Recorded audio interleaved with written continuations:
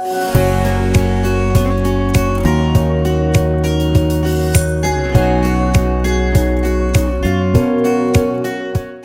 welcome everyone to our first TMC seminar of the fall 2021 semester. I'm Warren Kinghorn. I'm a co-director of the Theology, Medicine, and Culture Initiative. And on behalf of my co-director, Fark Curlin, and our whole TMC team and all of our students, we really welcome you to this seminar today. The Theology, Medicine, and Culture Initiative exists to connect the world of healthcare and the world of Christian faith and practice. And it's beyond wonderful to see so many both current students, alumni, friends, colleagues at other institutions, and perhaps some who are just checking out our work for the first time today. And we're really excited to see this group gathered over Zoom. I would say that if we do have our cameras on today. If you want to be able to see Dr. Smith and not everyone else when he's presenting, it's best to use the speaker view function on Zoom. And you can then focus in on his face and not on mine or anyone else's during the course of his presentation. It's really a privilege for our first seminar speaker of the year to be one of our own TMC and Duke Divinity faculty, Dr. Patrick Smith. Dr. Smith is Associate Research Professor of Theological Ethics and Bioethics and Senior Fellow at the Keenan Institute of Ethics here at Duke University. Dr. Smith has a bachelor's degree from Auburn University, an MDiv from Trinity International University, and an MA and PhD in philosophy from Wayne State University. He was named a 2016-2017 Henry Luce III Fellow in Theology, was recipient of the 2019 Paul Ramsey Award for Excellence in Bioethics. Along with his work at Duke Divinity School, he's the Director of Bioethics for the Trent Center for Bioethics, Humanities, and the History of Medicine, and Associate Professor in Population Health Sciences in the Department of Population Health Sciences in Duke University School of Medicine. He's been active nationally in organizations such as the American Society for Bioethics and Humanities, and currently is on their board of directors. And his current areas of research and writing are in the areas of moral philosophy, bioethics, theological ethics, end-of-life care, and the religious and social ethics of Reverend Dr. Martin Luther King, Jr. Professor Smith, before joining the Duke Divinity faculty, was a lecturer at Harvard Medical School in the Department of Global Health and Social Medicine, was on the core faculty for the Master of Bioethics program offered through Harvard Center for Bioethics, as well as on faculty at Gordon Conwell Theological Seminary. He's been involved in many other both academic and nonprofit work over the course of his career, but to allow time for him to present and to be able to tell his story and to present of his current work, just want to express gratitude, Dr. Smith, for your being with us and being our inaugural TNC seminar speaker. And Dr. Smith will be speaking to us today on the topic, Pursuing Shalom in an Age of COVID-19, Some Theological Considerations. Thank you so much, Dr. Kinghorn, for that very lovely and warm introduction. Also, I'm very honored to be the lead speaker, at least for the series this fall semester. I'm beginning to question your wisdom of starting off with me on this, but I'm deeply grateful to be here nevertheless. So I do want to share just some thoughts, some broad thoughts, admittedly, in terms of pursuing shalom in an age of COVID-19, some just broad theological considerations. And here we'll be taking a little bit of a high view of looking at these issues here. The COVID-19 pandemic has been disastrous for many people all over the world. What does it look like for Christians to be good neighbors, loving neighbors, considering the negative impact of the COVID-19 pandemic? The Black church tradition and other traditions in Christian history have emphasized in its ministry both priestly and prophetic functions of its work. In its priestly function, Christian tradition provides resources to help God's people cope with the ravages of something like a pandemic when it hits. This includes coming to terms with and faithfully preparing for death. So the work of our colleagues, Richard Payne, Stanley Hauerwas, Lydia Dugdale, Fark Curlin, many others as well have written about this and thought about this. Moreover, it includes resources, for example, to address the challenges relating to pandemic stress and other questions of mental health. So Dr. Kinghorn's work has figured prominently in some of these discussions. Additionally, Christian tradition has a prophetic function. It is a call for the people of God and all their earthly vulnerabilities to bear witness to the reality of the inauguration of the reign of God that has come in Jesus. This includes a notion of biblical justice that is to inform our understanding of social justice. The COVID-19 pandemic has made long-standing, seemingly intractable inequities painfully visible. And so for many of us in this space, the challenges resulting from pandemics are not merely ones of public health, but are simultaneously matters of Christian social justice. Dr. Kenyatta Gilbert of Howard University Divinity School highlights an additional dimension to the priestly and prophetic functions. He makes explicit what also has been deeply embedded in these other two aspects of the church's ministry, namely the sagely function of the church. This function of the church is a shared ability to discern appropriate ways of pursuing and implementing order in every area of life. I suggest that these interconnected dimensions are to be deeply embedded in the pursuit of shalom, at least for those who lean into Christian tradition. In the time that I have this afternoon, I just want to share some general themes and observations that I hope can spur conversation and spark our moral imagination in our pursuit of shalom, justice in the age of COVID-19. This session highlights 3 shades of meaning with respect to the notion of shalom as found in biblical tradition and how they are to be linked in practice. I also want to connect the notion of shalom with social justice. Then I want to close by briefly noting, without expanding in any detail, a few takeaways for those working in healthcare who lean into Christian tradition. The word shalom is sometimes translated as peace. While this translation is not inaccurate, the understanding of what is entailed by biblical peace is often misunderstood. The Hebrew term shalom has a much more in-depth and rich meaning. The idea should not be equated in a reductionistic way merely with physical nonviolence, though most certainly the notion includes it. The contrast should primarily be understood between shalom and injustice. This meaning is sometimes lost unless one surveys the many passages found in the biblical text to see how it is used and the kinds of states of affairs to which it points. In this session, we will not be doing a lot of the exegetical work, but just want to summarize some of these ideas for us here. So 3 shades of meaning to this idea of shalom. The first shade of meaning is in the idea of material well-being and prosperity. It refers to a physical and material state of affairs, the flourishing and well-being of God's good creation, all of creation. It is the most frequent usage of God's shalom. It highlights the interconnectivity, dependency, interdependency, and finitude of all of creation. And so in many respects, I think this idea of shalom just follows or flows from a robust theology of creation with its interconnectivity, dependency, interdependency, and finitude of every aspect of God's good creation. Shalom is primarily a positive idea. It's an idea, as Perry Yoder would say, as being for something. Peacemaking is that grace-empowered human pursuit of shalom, making making sure that those who do not now enjoy material shalom and physical well-being can do so. Now, it's very important to point out that the idea of prosperity here is not to be conflated with some ways of thinking about a prosperity gospel, say, where the pursuit of a flourishing life is just material wealth for its own sake, but just a general sense of well-being for people to go beyond subsistence to be able to flourish in a secondary sense this side of the full consummation of what God is doing in the world. Then there's this relational shade. This second shade is in its reference to good relationships between groups with one another, with the non-human animal world, and with the larger environment. It can also refer to interpersonal relationships between individuals or within a group of individuals.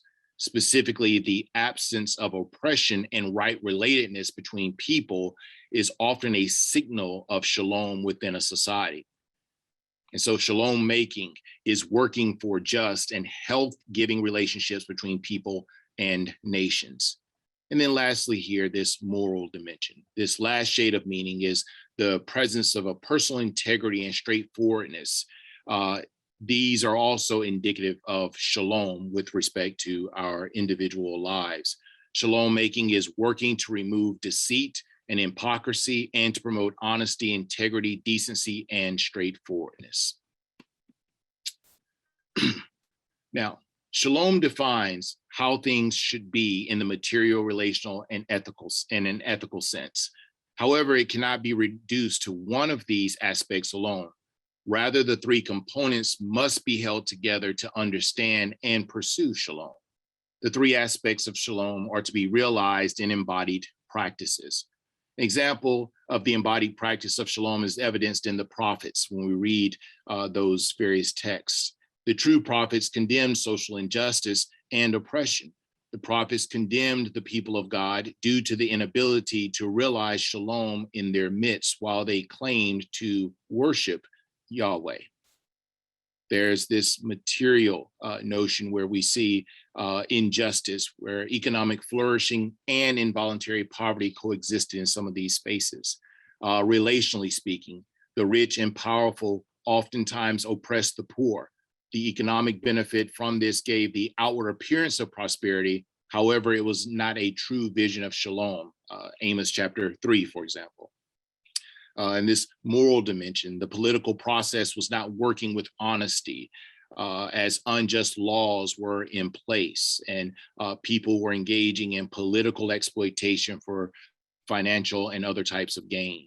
Shalom then in biblical tradition is a way that things ought to be in contrast. Those opening chapters of Isaiah, especially chapter 2 in particular here.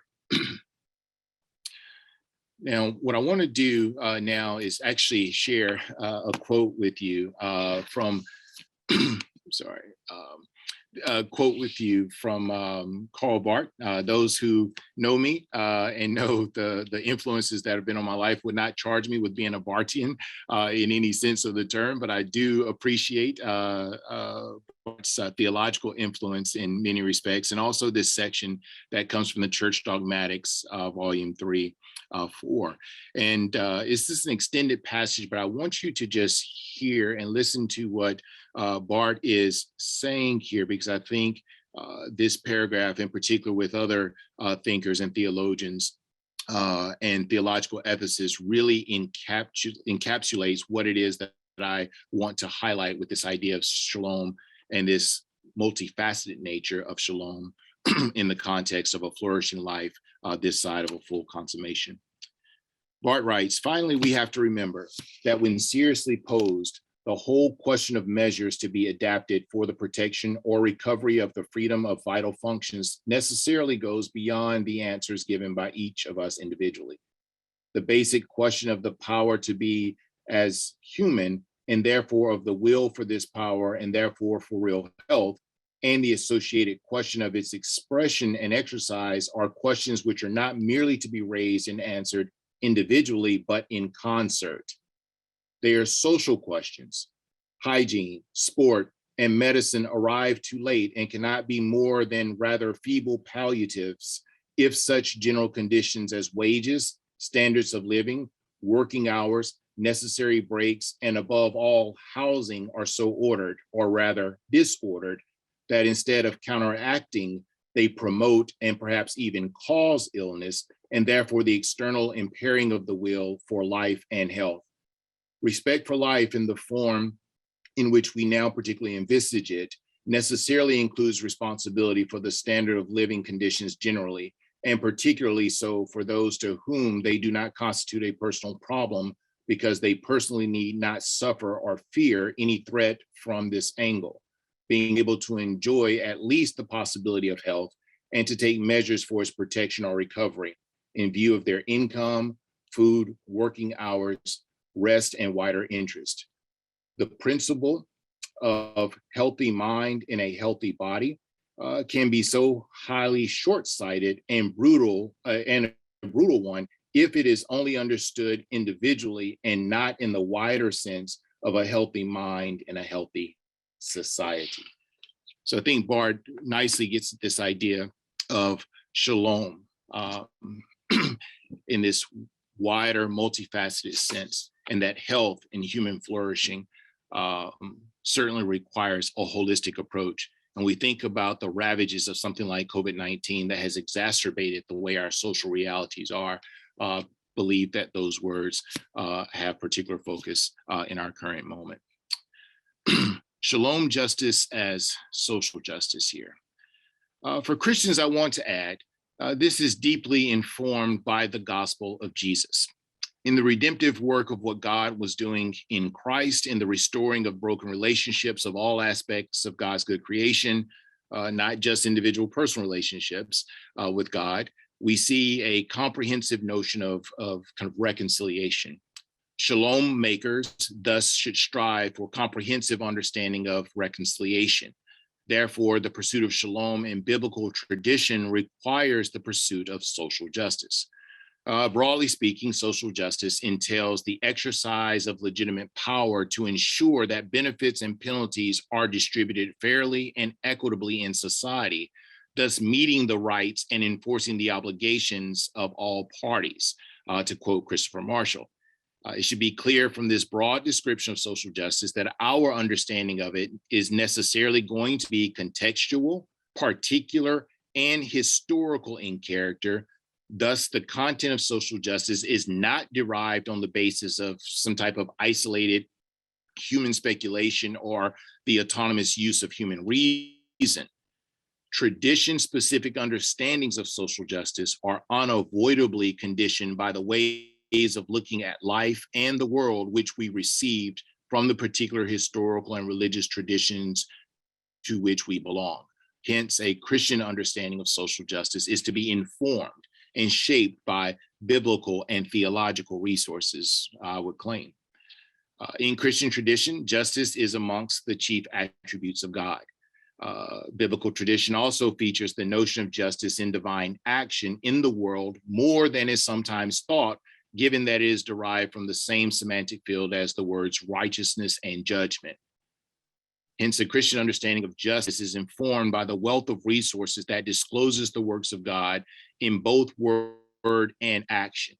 In short order, I advance 4 theological considerations in thinking about the nature of shalom justice that informs a Christian approach to social justice.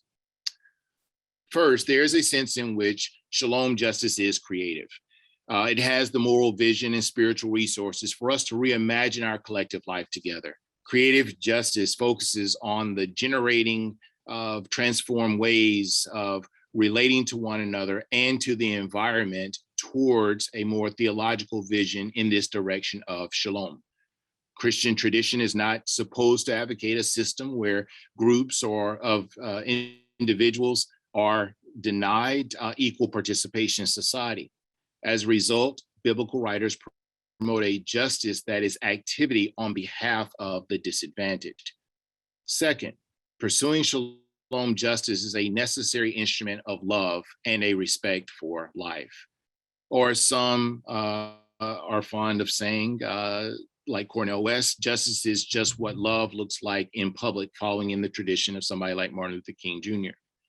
In view of the widespread tendency to restrict the concern of Christian ethics to personal relationships and thereby dispense with the demand for justice as part of Christian ethics, Clayton Gardner reminds us that it is essential that the positive relationship between justice and love be tightly held together.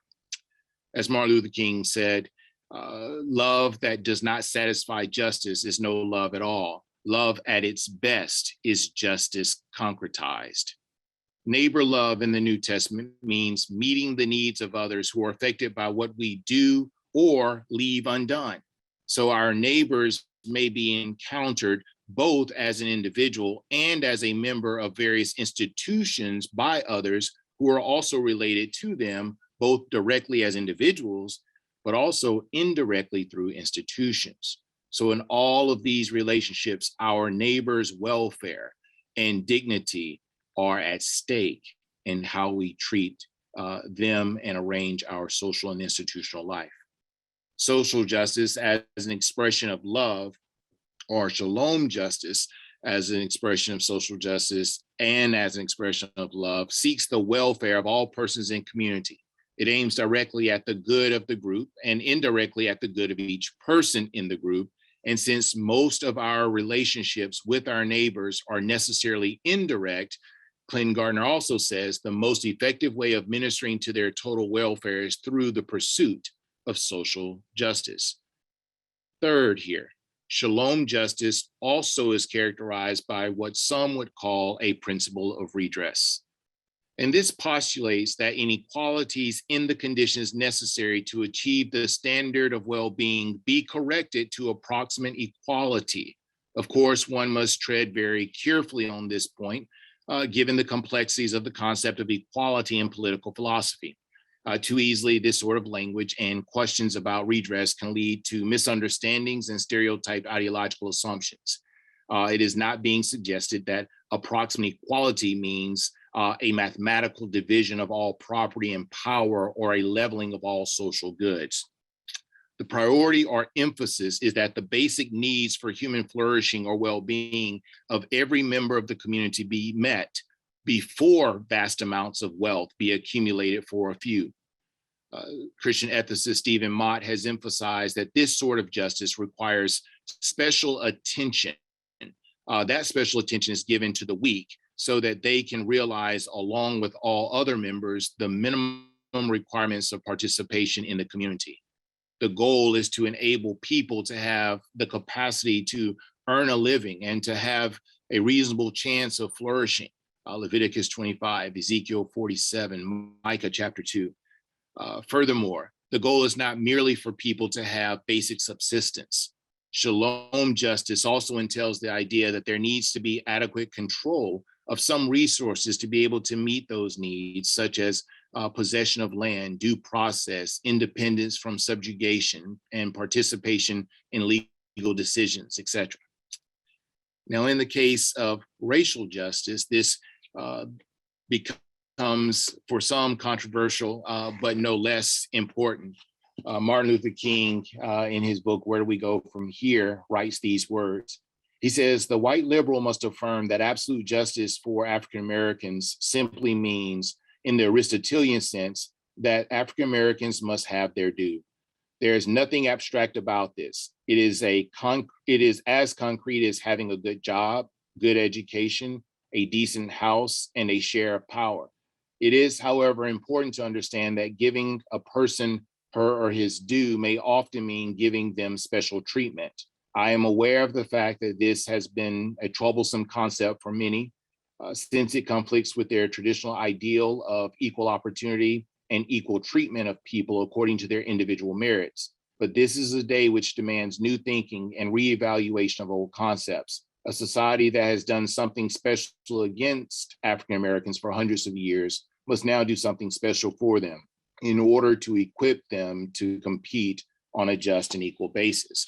This is another one of those examples of a principle of redress with regard to questions of racial justice and this notion of shalom justice, this vision of the way we do life together, repairing broken relationships, become extremely important for us to consider and to wrestle with as we think about pursuing shalom in an age of COVID-19, where many of these inequities and inequalities have been highlighted in stark relief for us. And lastly here, according to some forms of Christian tradition, the incarnation of Jesus is the epitome of the divine disclosure of justice in the world. The revelation of God in the incarnation of Jesus deeply informs the moral vision of social justice in an unavoidably contextual, historical, particular, and embodied manner. Christopher Marshall fleshes this idea out, well, I guess pun intended, I suppose, in the following way. Jesus' proclamation of the kingdom of God, he writes, impinged directly on the major dimensions of social and political life. The use of wealth and power, the exclusion of the weak and disadvantaged from full participation in community, and the use of lethal violence to protect the unjust status quo. Jesus was critical of the injustices of the prevailing social order and called for communal repentance. He also laid down a new ethic for his followers. In his community, the weak are to be honored, wealth is to be justly distributed, Leadership is to take the form of servanthood, and the way of nonviolent peacemaking is to prevail, seeking to live in accordance with the vision of the coming reign of God's justice is to be the supreme concern of its existence. It is this enfleshed, embodied Jesus, the very incarnation of God the Son, who walked among us. In the words of Howard Thurman, he also was the one who stood with those whose backs are against the wall, the disinherited, the disenfranchised. It was Jesus's ministry of love and justice in his teachings and actions that culminated in his work on the cross, that provides the basis for the kind of reconciliation and liberation that Christian tradition has affirmed. Jesus is the incarnated expression of God's attribute of divine justice and love, the embodiment of God's righteousness and love. Jesus is the one who sends the Spirit along with the Father, making it possible for people to become the righteousness or the justice of God and to be called to the ministry of reconciliation as ambassadors of Jesus Christ. Again, as we seek to pursue shalom. The biblical understanding of peace points the way to the way that things should be, what is an inherently positive notion. Thus, when things are not as they should be, no amount of security or absence of war obtained through legal codes and enforcement will truly cultivate the kind of biblical peace that is required by shalom. Instead, only the transformation of society into the way that things should be can achieve this. Given this theological understanding of God's peace, Christians should not, the Christian church, be at the forefront of ensuring that things are the way that they should be. If the church does not do so and instead benefits from the lack of shalom, will we not be fundamentally impeding shalom and thereby impeding the witness, the embodied witness of Jesus? And so just in closing here, I just want to highlight just a couple of takeaways. And again, many of you who are working in the field of healthcare as professionals and trained in those spaces would be able to develop much more sophisticated takeaways than these that are mentioned here. But when I think about this whole idea of pursuing shalom in an age of COVID-19 and think about the context of this space, three things just really popped into my mind here that I want to share with you in closing. The first is this idea of just imagining an expanded notion of what is necessary for health beyond that of what modern medicine understands it to be. There is a sense deeply rooted within many theologians' writings and works reflecting on scripture, thinking about embodied practices, that the notion of health is much more expansive than oftentimes is captured in our understandings of modern medicine. This is not to suggest in any way that modern medicine should expand itself in these ways to address all of these other issues that I've raised and highlighted here, even though I think Augustine and some of his writings seem to suggest that medicine certainly entails these issues. If nothing else, what it can do is put limits on us to recognize that medicine can only do so much, that there are other things that are required to promote health and human flourishing. Second, perhaps think about how financial incentives and economic models of healthcare resist preventive approaches to medicine and healthcare as an approach to promoting overall health and well-being. And then lastly here, I think we should seek to embody Christian witness in our broader political and social life beyond our individual and institutional practice of medicine, reflecting on what does it mean to bear witness to the gospel of Jesus Christ with this guiding vision of shalom. And those of us who are drawn to various forms of liberation theology, always asking the question, liberation from what to what? I think this vision of shalom is a very worthy moral vision that is deeply informed by Christian tradition, that is pushing us to this vision of shalom. So with that, I will stop. Hopefully there's enough there to provoke some conversation and discussion and further reflection together. Well, Dr. Smith, thank you very much for that.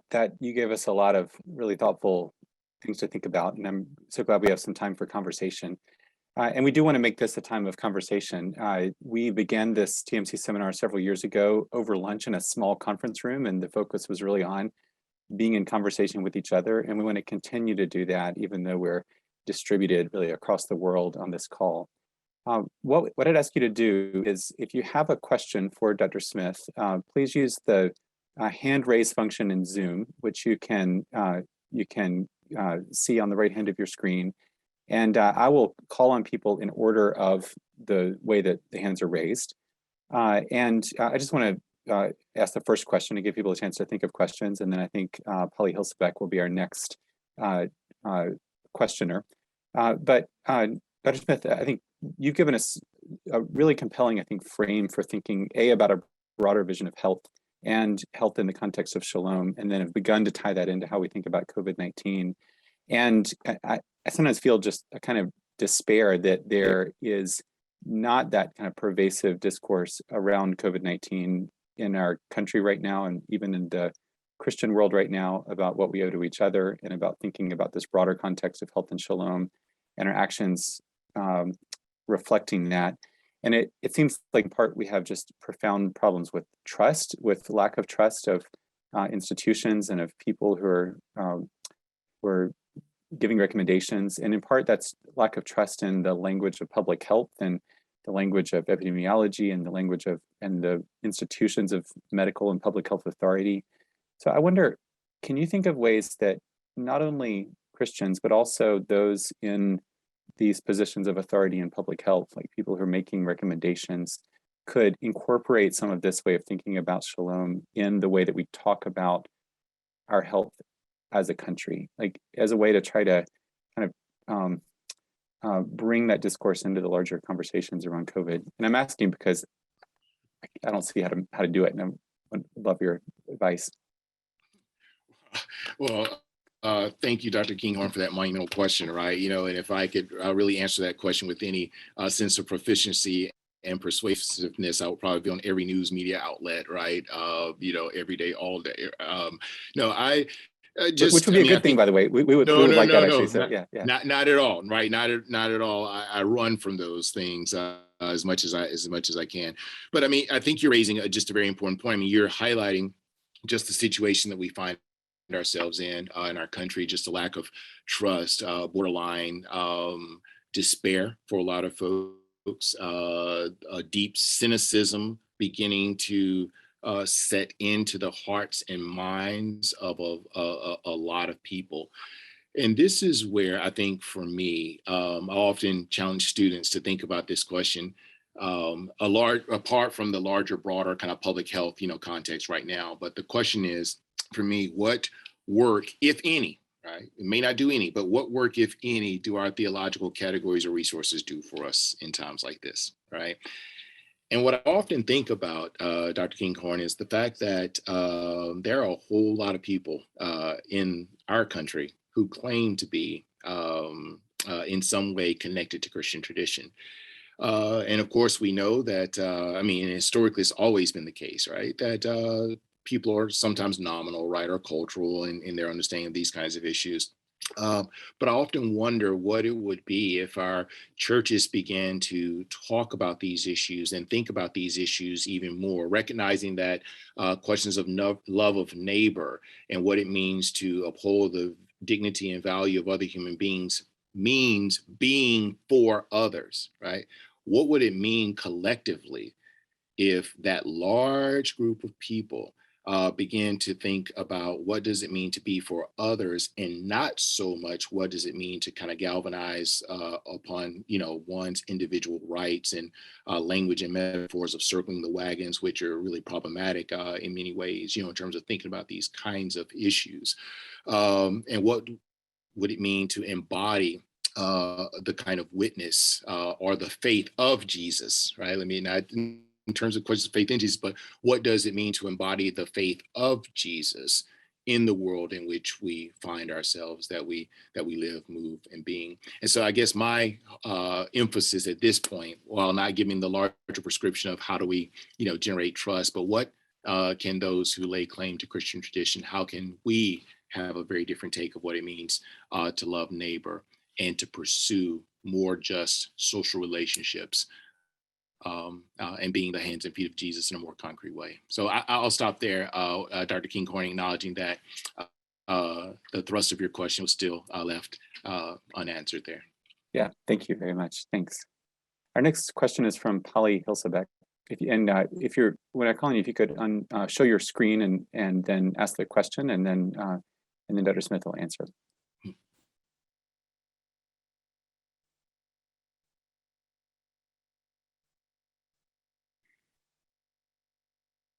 Polly, are you able to? Yes. Wonderful, great. I was reading your message there. Yes, thank you for today. Dr. Smith, what is your take on gender shalom vis-a-vis health? Yeah, it's very good. Thank you so much for raising that. And that was something I should have emphasized. We think about the negative impact of COVID-19. It has, I think, while we do talk about other, let's say, like racialized minorities, certainly those who are economically disenfranchised and empowered, all of this is complicated even more when we raise questions of gender on the table. Women have, I think, in my understanding and estimation and reflection on this, and talking with others and seeing how it's played out in particular communities, have been disproportionately hit in harder ways. And again, this is just a reflection of the way our social life has already been arranged, right? Such that we see these a pathology, right, in our physical bodies that reflect kind of pathology in the larger body politic in which we find ourselves. And so I do think that if we are talking about pursuing shalom justice, if we're not talking about gender justice all along the way at every level, then I think we're going to have a significant problem with achieving this kind of vision that I was talking about here. And so, Polly, I do appreciate you raising that, because I think that is extremely important. And especially as I try to emphasize this notion of like the incarnation of Jesus, which highlights the particularity of human life, right? So not in this abstract kind of, generic human, dignity, but the very locus of our bodies is a site of knowledge production, right? And lived experience that if we don't attend to it, we're going to have serious problems. So that was a lack of insight on my part, like highlighting that. So thank you for giving me the opportunity to make sure that that is on the table in this larger idea, or thinking about what it means to pursue shalom in the age of COVID-19. But Polly, did you want to maybe come back on that, or no, I just want to say thank you. I'm taking away our bodies are the site of knowledge production. Yeah. That's brilliant. I love that. Yes, well, thank you. Sure, and that's not mine, right? Many other Black feminist thinkers and womanist theological ethicists have really emphasized these ideas and these notions. So but you used it. You used it today. But I'm indebted. In situ. So great. Thank you. Sure. Thank you so much, Reverend Hilsebeck. Just as a reminder, if you want to ask a question, you can go to the participants tab, and at the bottom of my screen, I see a little raise hand that you can use to raise your hand if you want to ask a question.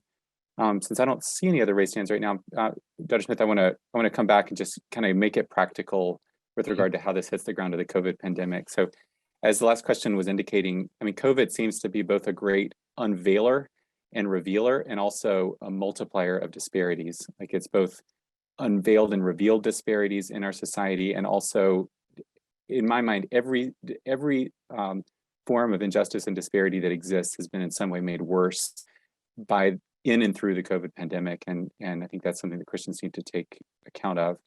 So the trying to get to the ground of everyone here, like the things that are most often the sites of contention for whatever reason in our world right now are, with regard to COVID, are vaccines and masks. And so we see this all the time in headlines, and we see this, some locally, but especially in other places.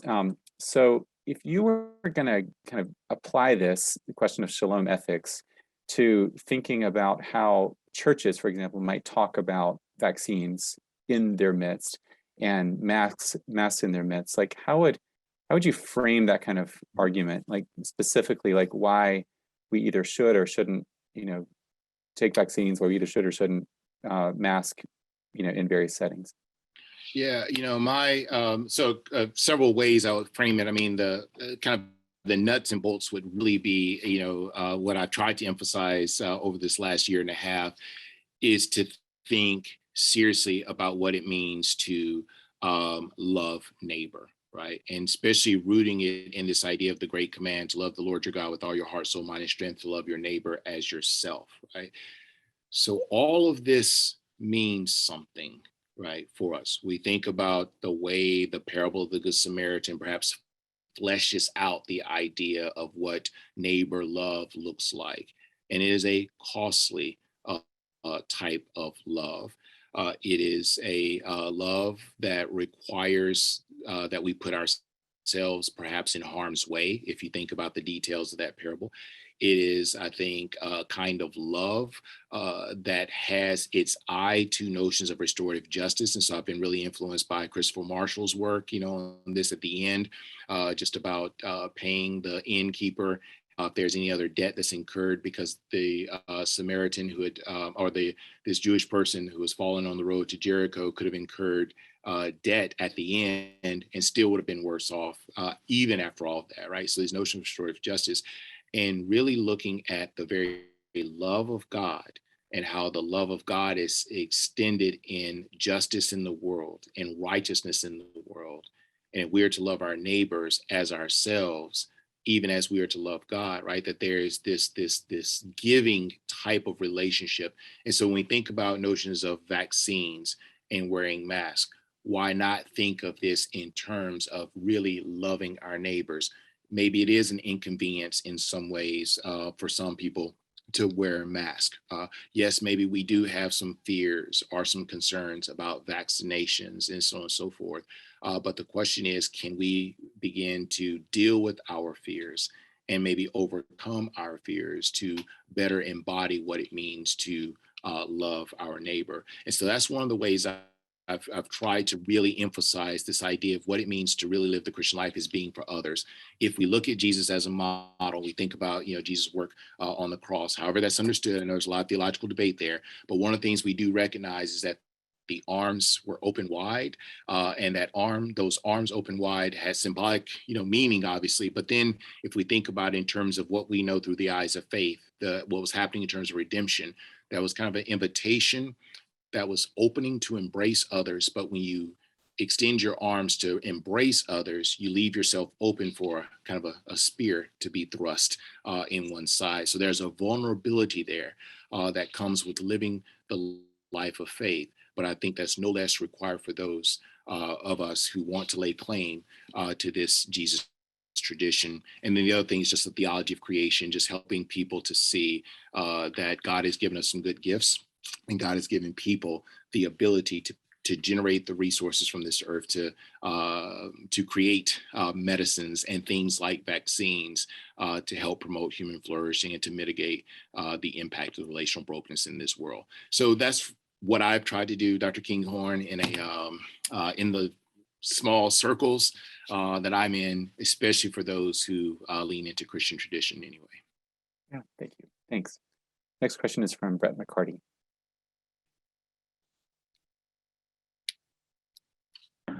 Dr. Smith, thank you so much for this. I especially appreciated your invocation of Carl Barth. I will remember that you did that and remind you of it. Yes. I guess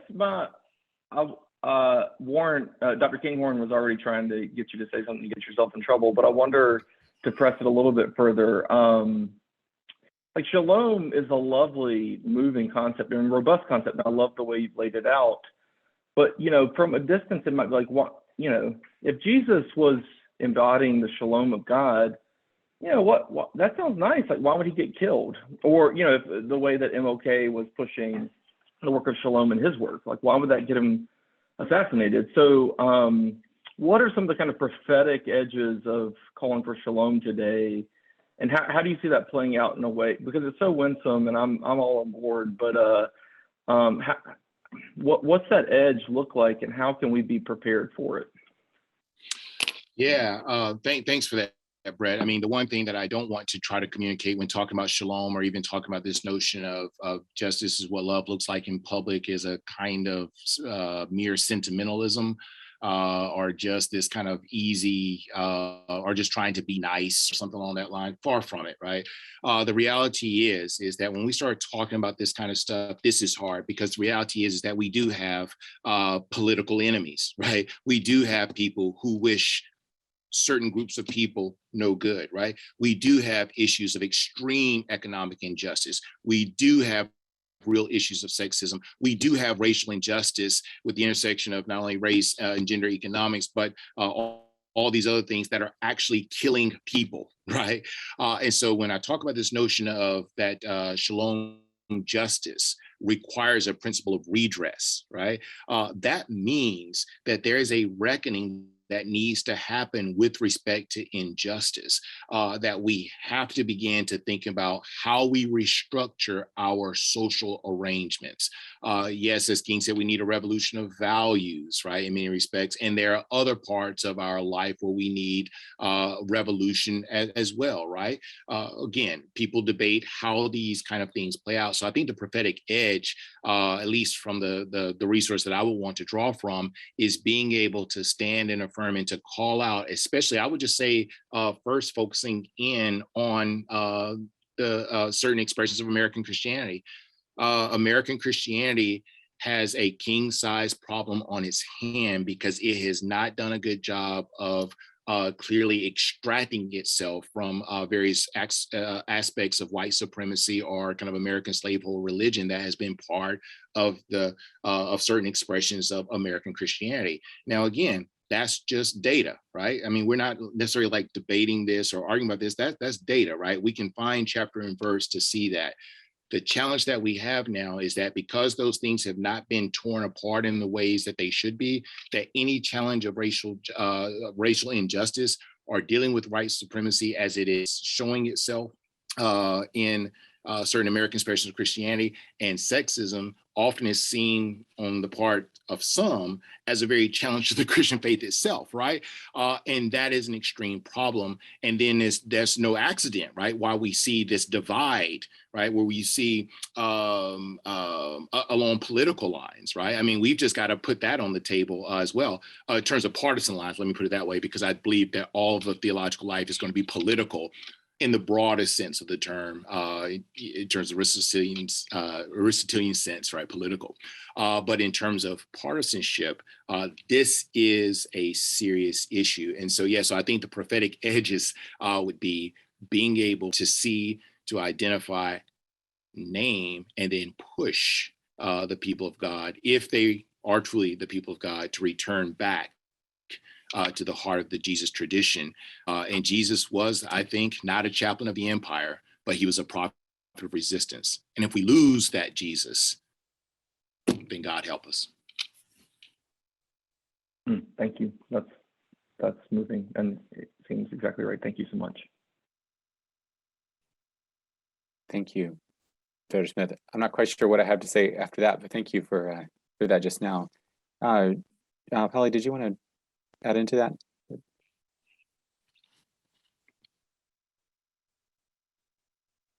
Can you unmute?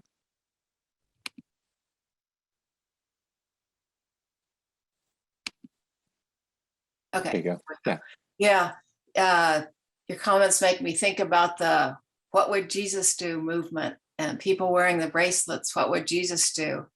and how that stops with actual concrete what Jesus would do. Where is that "What would Jesus do" movement now? Yeah, Polly, that's a great question in terms of like where it is. One of the things that I have been moved by are others who have tried to redirect our gaze to the faith of Jesus, right?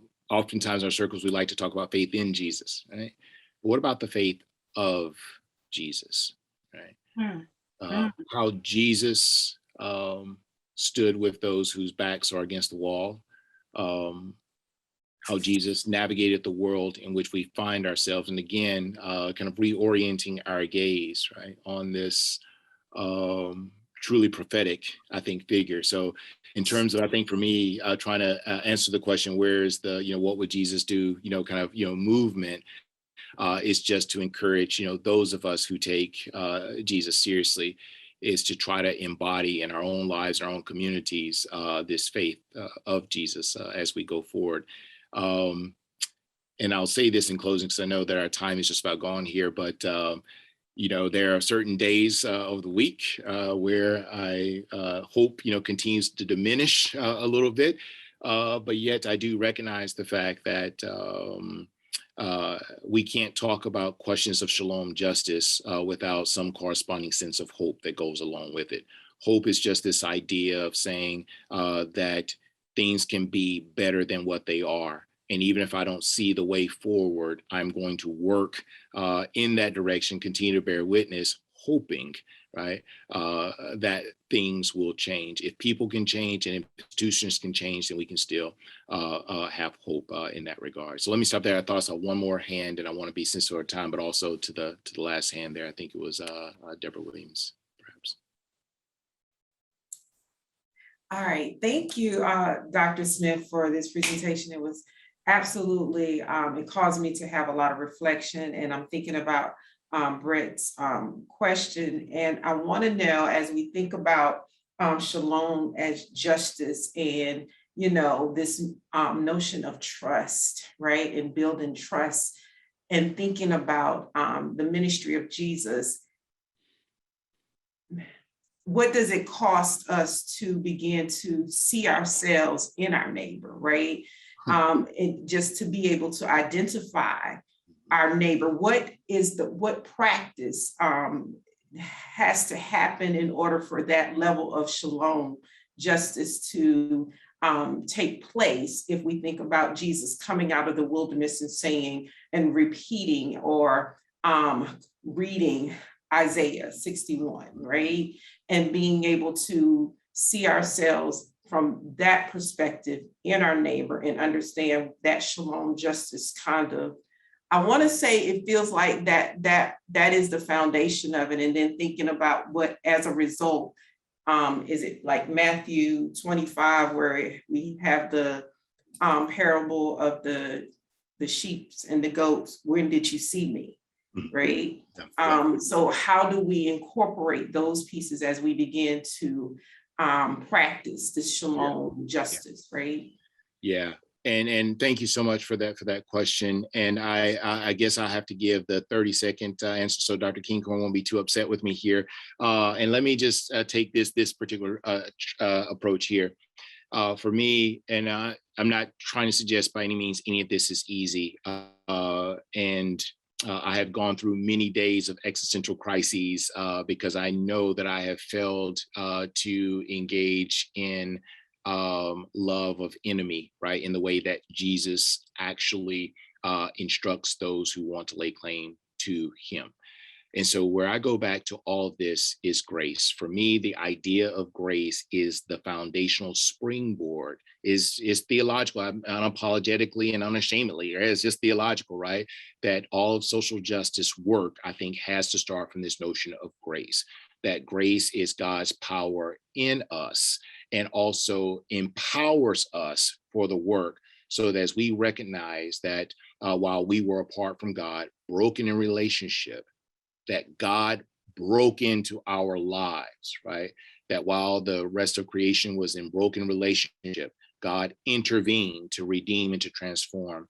And if I am waiting on others to be transformed before I embrace them as the other, then I have forgotten the very fundamental ground of that which made me or us as a Christian community who we are or who I am as an individual. So for me, grace is a springboard for everything else. Go back, think about the grace of the gospel in our own lives, and then let that deeply inform and permeate all the rest of our work towards shalom justice.